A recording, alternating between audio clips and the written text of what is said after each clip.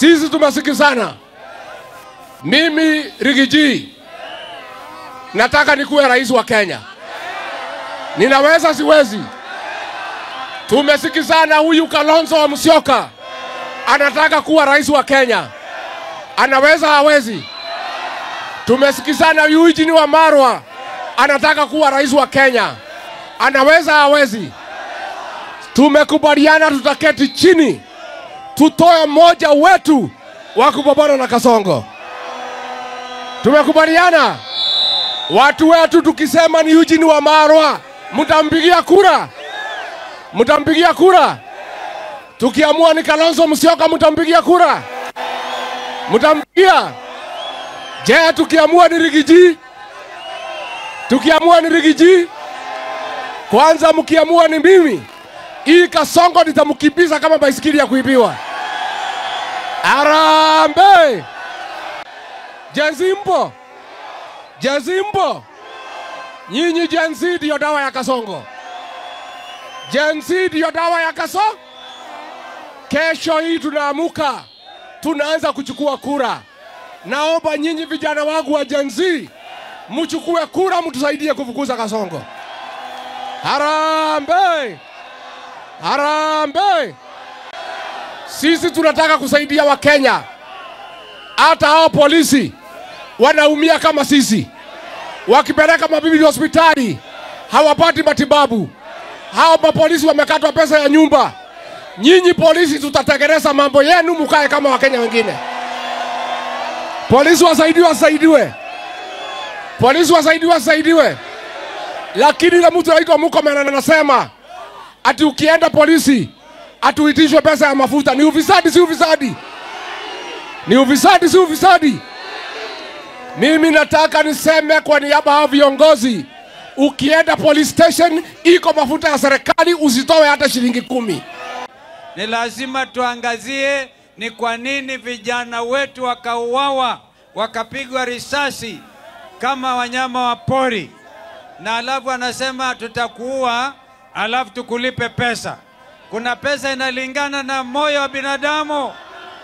Wangapi wanasema lazima Kasongo awe one term, Kitengela one term. Na tunawapa onyo, ardhi ya Masai ni ardhi ya Masai. Tunajua kwamba usiku kuna PS anaitwa Korir, kazi yake ni kuweka sahihi title deed bandia na kutoa wa Masai Kibiko. Hata leo tumepata habari kwamba kuna fijo kule upande wa Gong Kibiko. Wakiona ardhi wa Masai wanaanza kumeza mate. Tunasema mkichukua ardhi wa Masai mujue kwamba mtalipa. Na ndio ndugu Rigiji anasema mkienda kule Ikulu msipiane ID. Hiyo ID yuenda inatumika vibaya. Kwanza kuiba kura hata mapema na tena kupeana hata ardhi ya Masai. Wangapi wanasema tumekataa na ardhi ya Masai? Tunataka tusikie one time hapa. Malawi! Malawi! Ghana! Ghana! Botswana! Botswana! Liberia!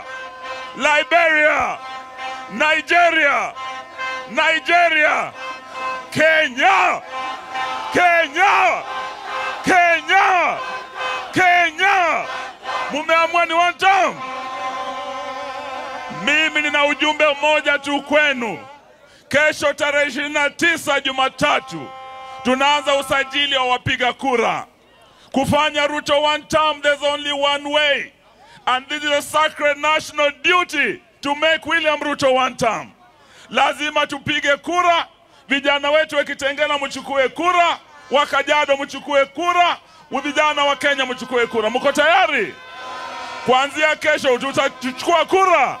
Hebu nione mnaosema kura kutoka kesho Kasongo ende. Kwa sababu ya kuoa watoto wa Kitengela tunasema Kasongo one.